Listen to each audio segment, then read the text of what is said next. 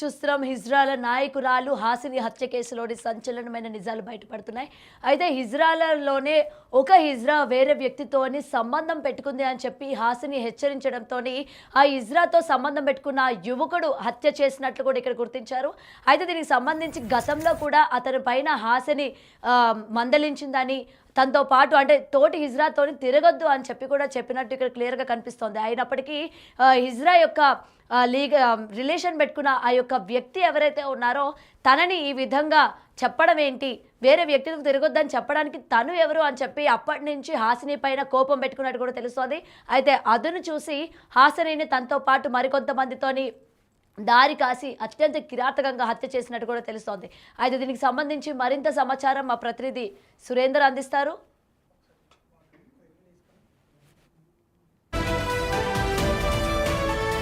అయితే ఇప్పటికే హాసిని హత్య కేసులోని ఎప్పటికప్పుడు సంచలనమైన విషయాలు బయటపడుతున్న సందర్భం మనం చూస్తూ ఉన్నాం. అయితే ఇప్పుడు కూడా ఏంటంటే తన తోటి హిజ్రాతోని రిలేషన్ పెట్టుకున్న వ్యక్తి కరెక్ట్ కాదని చెప్పి తనతో రిలేషన్లోకి వెళ్ళొద్దు, ఏ రోజుకైనా మోసపోతావు, తన కరెక్ట్ కాదు అని చెప్పి హెచ్చరించినందువల్ల ఇవాళ హాసినికి ఇంత దారుణమైన పరిస్థితి ఏర్పడింది అన్న విషయం అయితే ఇక్కడ మనకి క్లియర్గా కనిపిస్తోంది. ఇదే కాకుండా ఆ వ్యక్తి హాసినికి దారి కాసి మరి తనతో పాటు మరికొంతమందితోని హాసిని పైన దాడి చేసి చంపినట్టు కూడా ఇక్కడ మనకి క్లియర్గా కనిపిస్తోంది. అయితే దీనికి సంబంధించి మరింత సమాచారం కూడా మా ప్రతినిధి సురేందర్ లైన్లో ఉన్నారు, అందిస్తారు. సురేందర్,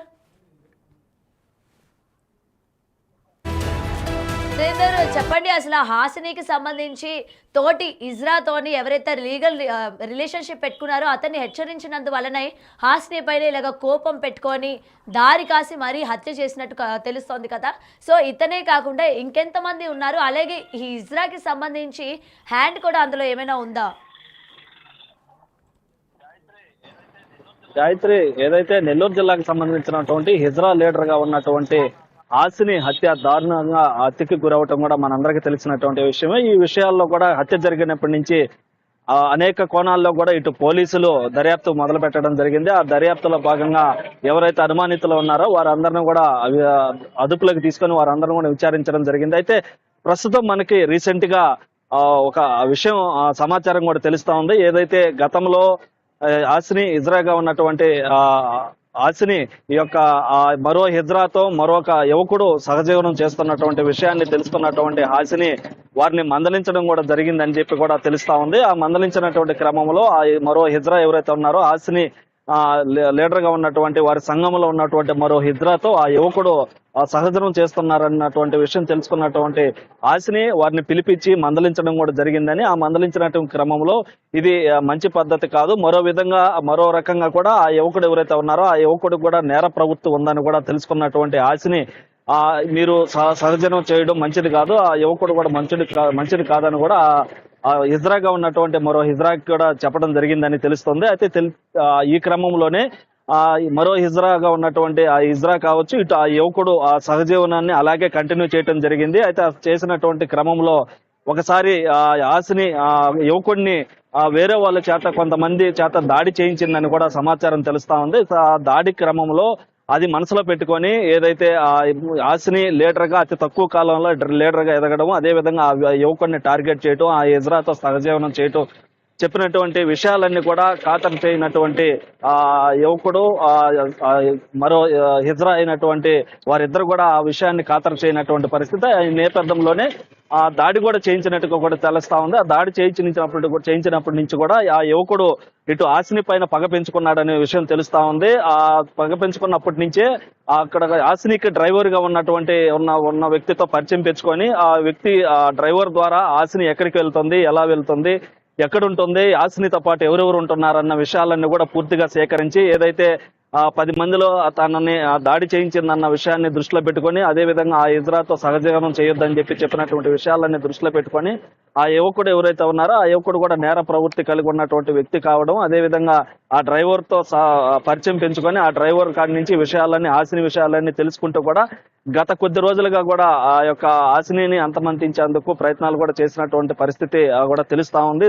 దాంతో పాటుగా గత 3 రోజులుగా అంటే ఏదైతే హాసిని అమ్మమ్మ వాళ్ళ ఊరు ఏదైతే ఉందో పార్లపల్లికి సంబంధించి అక్కడ ఓ దేవాలయాన్ని నిర్మిస్తున్నటువంటి నేపథ్యంలో అక్కడ పూజల కార్యక్రమానికి సోమవారం నుంచి అక్కడ పూజలు చేపిస్తూ కూడా వస్తున్నటువంటి నేపథ్యంలో ఆ యువకుడు ఆ డ్రైవర్ తో ఉన్నటువంటి పరిచయాలతో ఆ ఎన్ని గంటలకి దేవాలయానికి కొలసి వస్తుంది, అక్కడ ఏమేమి పూజలు చేస్తున్నారు, ఆ పూజల నుంచి ఎప్పుడు బయటకు వస్తుంది, ఆ హాసినితో పాటు ఇంకా ఎవరెవరు ఉన్నారన్న విషయాలన్నీ కూడా పూర్తిగా సేకరించి ఒక పక్కా ప్లాన్ తో రెక్కి నిర్వహించి 3 రోజుల పాటు రెక్కి నిర్వహించి మంగళవారం రాత్రి అర్ధరాత్రి ఆ పూజలు పూర్తి చేసుకొని దాంతో హాసినితో పాటు మరో 20 మంది వెనక 20 మంది ఇజ్రాయల్ వెనక నుంచి వస్తున్నటువంటి నేపథ్యంలో ఆటోలో వస్తున్నటువంటి నేపథ్యంలో ఆ హాసిని వస్తున్నటువంటి కారుని మరో కారు వెంబడించి దాంతో పాటుగా అక్కడ ఉన్నటువంటి రైల్వే అండర్ పాస్ ఏదైతే ఉందో అండర్ పాస్ వద్ద వెనకనే కారు రావడం, అదే విధంగా ముందు నుంచి మరోవైపు కారు రావడంతో ఆ మధ్యలో ఆగినటువంటి కారు హాసిని కారు ఏదైతే ఉందో ఆ కారు వెనక్కి తీసుకున్నటువంటి క్రమంలో